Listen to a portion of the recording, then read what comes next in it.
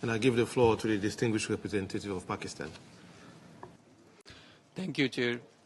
I appreciate Sierra Leone and others for convening today's Arria-Formula meeting. I also thank briefers for their useful presentations. The misuse and illicit flow of small arms and light weapons has a direct impact on aggravating conflicts, threatening socio-economic progress, and subverting the prospects of peace and security, particularly at the regional and sub-regional levels. The evolving nature of warfare and the advent of new technologies pose new challenges to combat the proliferation of increasingly lethal small arms, for example, UAVs, 3D printed small arms, and night vision gear. Criminal groups and terrorists are increasingly leveraging technologies such as cryptocurrency for anonymous transactions and using dark web to evade detection. At the same time, new technologies also offer more tools for law enforcement to disrupt criminal and terrorist elements.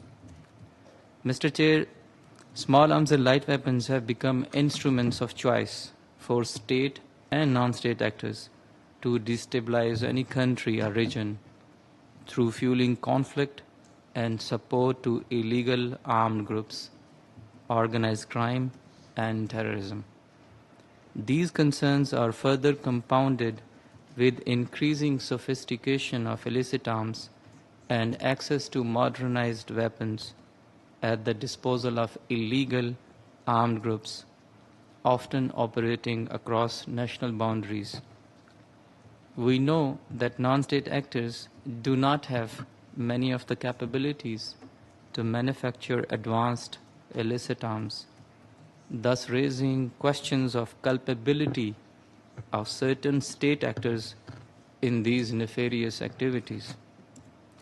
Pakistan is concerned at the acquisition and use of modern and sophisticated illicit arms by terrorist groups such as Tehreek-e-Taliban Pakistan, a UN-listed terrorist organization which operates with impunity from Afghanistan, as well as the so-called Baloch Liberation Army and Majeed Brigade. Terrorist armed groups are in possession of billions worth of illicit arms abandoned in Afghanistan, which are being used in violence against civilians and armed forces of our country. These terrorist entities also receive external support and financing from our principal adversary.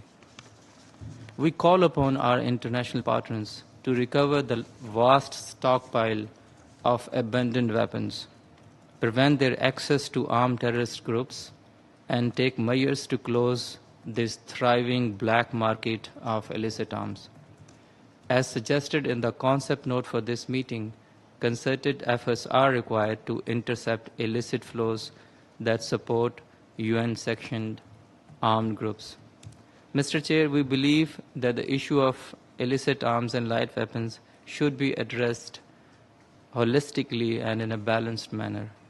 The UN Programme of Action strikes a careful balance between the legitimate security needs of states with the imperatives to address the issue of illicit arms both on supply and demand sides. We call for its full implementation to preserve and promote international and regional peace and security. I thank you, Mr.